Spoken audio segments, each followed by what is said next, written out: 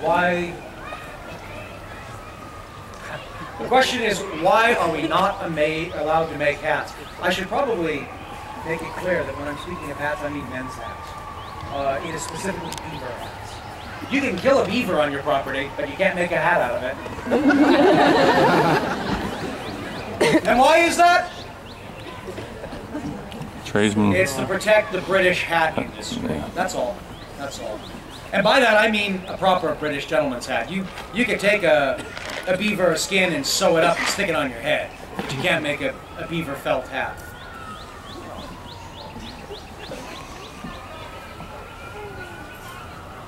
Where we get what? The question is, where will we get coffee and tea from if we stop importing? Where will we get it from? Ourselves? Nowhere. Those are luxuries. Somebody said Charleston. Where does Charleston get it from? Or coffee in Charleston.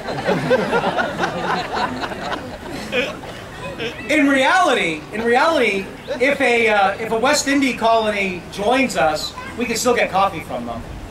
But I don't think they will. Most of our colonies in the West Indies can't stop their imports. Because what do they import?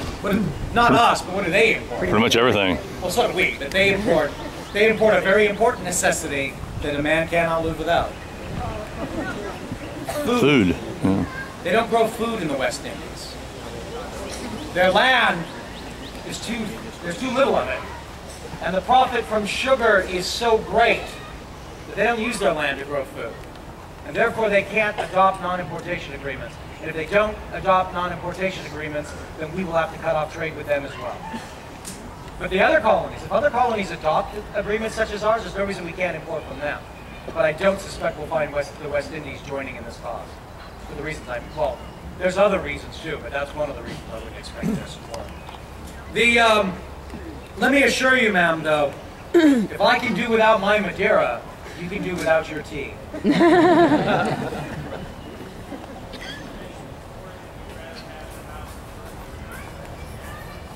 It's not that I would rather, sir. That's always been the case. That is the only body that raises revenue in Virginia.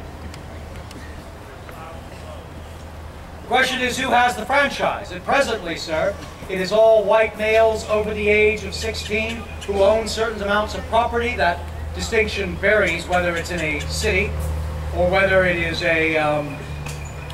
it's in the country, whether it is improved upon or unimproved. And in some cases in the city, it's not even real property, but it includes movable property. For instance, a master of a shop who has been in one of the boroughs for at least 5 years with that business and has at least 50 pounds invested in his shop, he has the franchise. And 50 pounds for a business, that's nothing, sir. Nobody has voting rights, sir. Voting is a privilege. Rights are extended by who? Who? The government. No.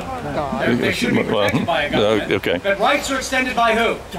God in nature. Is voting a right? No. No, right. Voting is a privilege extended by a government. I think an argument can be made for a more liberal franchise, sir. But why would you give it to everyone? A number of these people here are children who aren't mature enough to vote. And slaves are property. How could the vote be extended to slaves?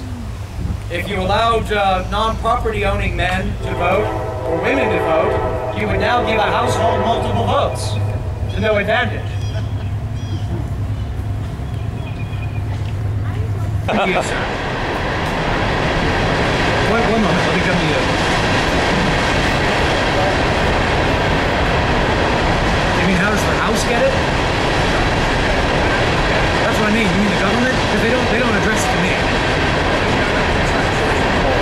Oh, well, that's not that. I assumed originally the question was how do we get information from Parliament? My assumption was he meant the official information, and that's sent to us, obviously. However, he then asked if we have agents to the government, and we do.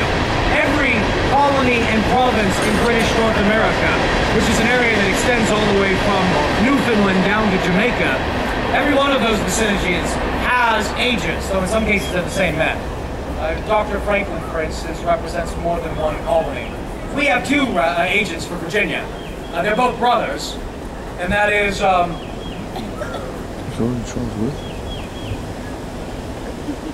Arthur Lee.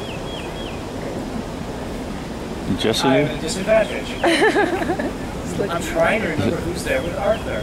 You have to understand that there are 6 lead children, and all of them are engaged in government, so it's so easy to get them confused. It's Richard, Jesse. Willie? Richard, Jesse, Willie. Oh, absolutely not. Richard Henry Lee is here. Yeah. Richard Henry Lee is, in fact, I mentioned him, I alluded to him earlier. Richard Henry Lee is the man that thinks we should violate the navigation acts. William? Well, there's William, Jesse, Bobby. It might be William Lee.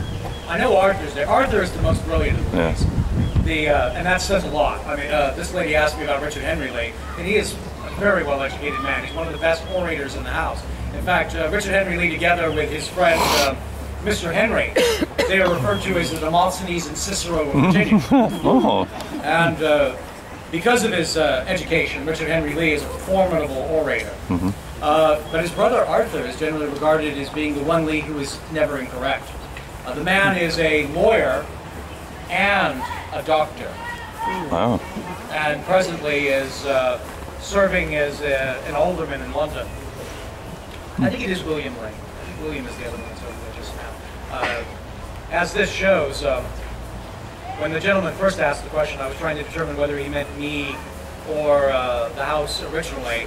And as this may suggest, I am not so directly related to any of that information. I'm not on any of the committees that deal with this matter. I am not recognized as a great orator, or for that matter, statesman. In fact, I'm on almost no committees. As anyone who attends the House knows, if I have any influence within that body at all, it is not on the floor of the House.